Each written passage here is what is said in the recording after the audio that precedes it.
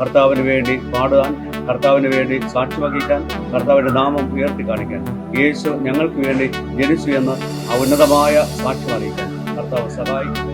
കുട്ടികളുടെ ആത്മീയ നിലവാരം വർദ്ധിപ്പിക്കുക എന്ന ലക്ഷ്യത്തോടുകൂടെ നടത്തപ്പെടുന്ന കുട്ടി കൺവെൻഷൻ വളരെയധികം പ്രാധാന്യം അർഹിക്കുന്ന ഒന്നാണ്. പരിശീലിക്കൽ സഭയുടെ മേലുള്ള കൃത്യമായ ആശംസകൾ അറിയിക്കുന്നു.